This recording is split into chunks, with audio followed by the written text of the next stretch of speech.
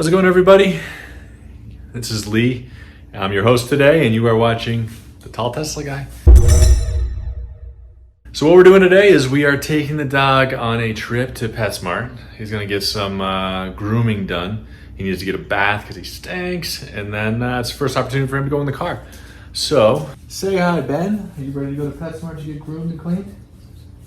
All right, so we're going to go.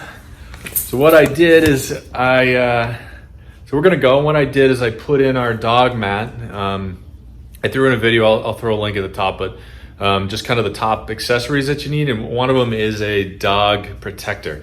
It protects the seats. This one in particular, it wasn't too expensive, it's on Amazon, it's not one of the crazy ones, but it fits in the car, and more importantly, it's got a kind of a plasticky cover on the bottom of it, so if he does have an accident, it's not gonna get through the car. We also have the Tasmanian floor mats, but they're not really necessary here. We just left them in because they're easy. And you can kind of see in the car, you kind of see the mats. It's actually got a flap that folds down, so when he jumps in, he doesn't scratch the bumper. And then I'm gonna go for it. Pretty low, pretty easy for him to get in there. Go ahead, bud. Jump in. Good boy. He is a 100-pound golden. He is a 100-pound golden, fits in fine. We're gonna jump in the car and I'll show you what it looks like from there. So you can kind of see him back there. He's got plenty of space in spite of what he's doing there. He'll just kind of find a situation or a place for him to sit down, and then we're kind of off. It's kind of nice that it keeps him back there. We have a baby too, so we want to make sure that he's not licking her the whole time. But we're gonna head out and we're gonna talk a little bit about some of the things that I've noticed with the car. We've had her for about a month. We're right about 1,000 miles in the car, and I wanted to kind of go over some of that stuff and talk about some of my views on it. So if it's your first time here, consider subscribing. We put down videos at least once a week, if not twice. And then we talk about everything from tech to DIY, lifestyle, and certainly Tesla, which is what we're going to be talking about today. And then if you are a returning subscriber, thank you so much for the support. Really appreciate you guys tuning back in, watching the videos, commenting, engaging with the community, that sort of thing. So I couldn't have done it without you for sure, and I really appreciate your support. So let's hit the road and let's go. So seatbelt on, camera ready. We're gonna get going. We're gonna be heading out. Got some music on. I'm streaming the music from the car. That's one of the things that I do actually like about the car too. And then we are off. All right, let's go. So, just kind of give my initial impressions. I kind of wanted to talk about kind of real world use. Now, I really do wish that we had better use of it, just because it's tough with the quarantine. We're not going anywhere. We're not doing anything. That does actually make it kind of difficult. It just makes it difficult to put the miles in the car and stuff like that, like I wanted to do. I will say I love driving her. It's an amazing ride. It's an amazing experience. The acceleration is unheard of that I've ever seen in any vehicle I've ever driven. And it's comfortable.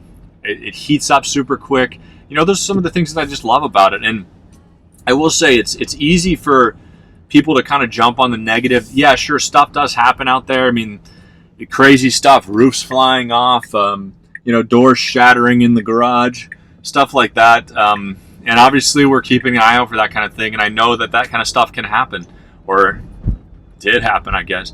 But outside of that, putting it aside, we love the car. It's comfortable. My daughter loves the panoramic moonroof. It's just an amazing view for her. She likes looking at the trees and the sky and stuff like that. We're both comfortable in the car. I'm 6'5", like I told you guys before, and I fit great. So there's a rear-facing baby seat in the middle that it's just really big. But keeping the baby safe is important. And I wanted to make sure that I could fit in here, and I do, which is great. So it just makes it comfortable to drive, and it's fun and all that kind of stuff. So I did want to talk about a couple of things that we're just kind of really excited about. I love the technology, the heads-up or the display in the middle. I don't mind the missing bifurcated display that they love to talk about.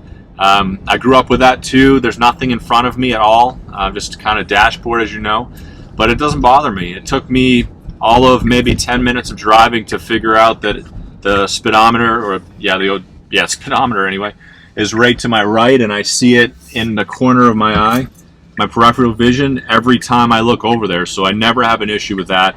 The car keeps you at certain, the speeds that you want it to. We have it set to go think 8 miles over the actual posted speed limit when we're going on the highway, stuff like that, which is a setting within the app. So it works out great. It's the handling, the steering is all responsive, which is super nice, and it's a super quiet interior too. It's amazing the amount of noise that you have from a traditional, internal combustion engine that you don't have here, which is super nice. And it, overall, all in all, it's been fantastic. I can't say my wife doesn't have a little bit of apprehension, thinking that something could go wrong. And we talk about it a lot, that something could go wrong with any vehicle that you have, whether it's a Tesla or a Mercedes or a Audi, a Ford, a Chevy, anything like that. You can have issues with quality, that kind of thing. So it's not unique to Tesla, and we knew that coming in. And so, we're kind of, cautiously optimistic about anything in the future like that. And I will say, I'm driving right past the gas station, and I don't miss going there. That's for sure. I don't miss that at all. It's really, we drive this all the time. We're both working from home, like I said. So, we go there maybe once every 2 weeks or so to fill the other car up if we're driving it, keep fresh gas in it, that kind of thing.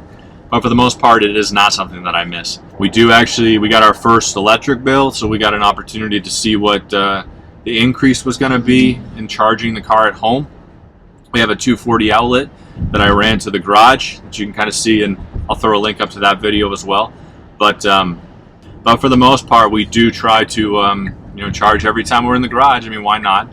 You might as well. So doing it that way, we noticed that we just didn't have that acceleration is just fantastic. We didn't have that much of an increase in our utility bill. Maybe it went up $10, maybe, and $10 is probably a little bit of a stretch, because really we had a really hot fall, so we were running the air conditioner certainly a lot longer than we normally would, and I think that really played more into the actual increase than the car being charged at night. There's no fluctuation in our charge per kilowatt hour or anything like that, so there's no advantage to gain there. But we just charge whenever we charge, and then really charging every night or coming back and charging, or even not. I didn't plug in yesterday. We drove a bit yesterday. I still have 215 miles I could drive right now, which I don't even have anywhere to go for 215 miles. So it's not going to happen anyway. But the range anxiety was something I was worried about, and it just didn't come through. It wasn't an issue. And then on top of that, it was the space, and the amount of storage in this car is just amazing, between what's inside the actual compartment and then all the sub compartments in the back underneath the where the dog is sitting right now. There's 2 of them there, really deep wells on each side of it too. So, and then the front on top of it. We haven't even found enough stuff to put in there for our limited trips or anything like that, but it's been the storage was something I was worried about. Not necessarily to store things. I wanted to have enough space for us to have our stuff. We also have the baby, so it's always an extra couple suitcases with her. And then we have the dog. I wanted him to be able to fit in there too. And as you can see from the very beginning, even at a 100-pound golden retriever, he has no problem fitting. So it worked out great in that aspect as well. And then, the technology stuff is super neat too. So far, it's been fantastic. Our first 1,000 miles, not an issue with the car. We brought it in for a couple of little minor things, and other than the doors, but it went great. So all in all, within a month, we bought it end of July, took delivery in September, so it took about 7 weeks, I guess, 6 weeks, and then we've had it for about a month, maybe a couple days over a month. And it's been fantastic. Well, it's good that the whole family loves the car. Other than that, I wanted to kind of talk about a few things like that. And then I really appreciate you guys watching the videos again. Like I said, if you haven't already, think about subscribing, hit that like button. Let me know what you guys like.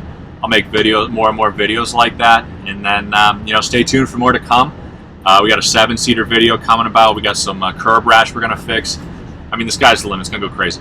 So I hope you guys have a fantastic day. Thanks again for watching. Really appreciate your support. Really appreciate your viewership. And stay safe out there, everybody.